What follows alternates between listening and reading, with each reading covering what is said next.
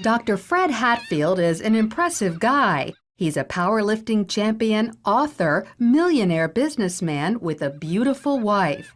But he'll tell you his greatest accomplishment is killing his cancer, just in the nick of time. The doctors gave me 3 months to live because of widespread metastatic cancer in my skeletal structure. 3 months. 3 different doctors told me that same thing.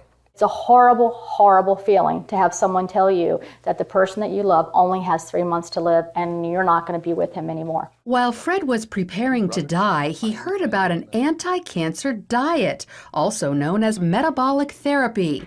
With nothing to lose, he gave it a try and was shocked when it actually worked. And the cancer was gone completely. To this day, there's no trace of it, and it's been over a year. Although it wasn't easy, Fred stopped eating carbohydrates because carbohydrates turn into glucose inside your body. Cancer cells love glucose and need it so badly that if you stop giving it to them, they die. And it just absolutely amazes me that medical science is just now finding this out.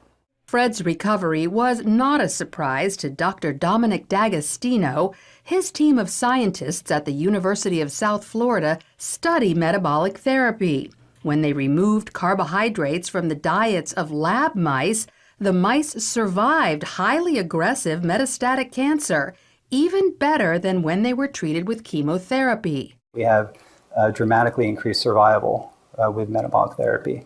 So we think it's important to get this information out. And it's not just lab mice. He's also seen similar success in people, lots of them.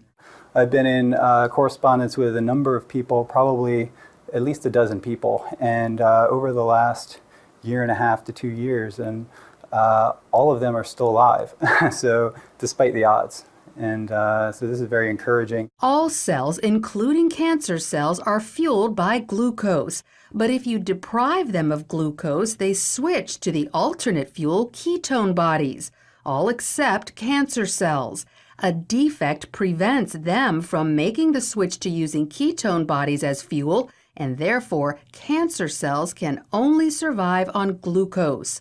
All other cells can use either glucose or ketone bodies. Your normal cells have the metabolic flexibility to adapt from using glucose to using ketone bodies.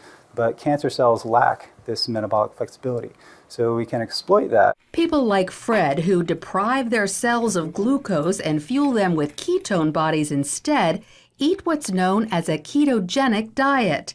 It consists of almost 0 carbohydrates, but lots of natural protein and fat. You can go online and there's just cookbooks and, it's clean eating, just very clean eating. None of the sugars, the salts, the trash food. Natural proteins are ones in their original form, but processed meats like cold cuts and hot dogs are off limits because often carbohydrates have been added to them. Natural fats are in their original form, like olive oil, avocados, nuts, and also coconut oil. But stay away from trans fats such as shortening or margarine, which are man-made. Some people are afraid to try the ketogenic diet because they think all this fat is bad for their heart. But more doctors are now saying natural fat is actually good for you, even natural saturated fat like coconut oil and butter.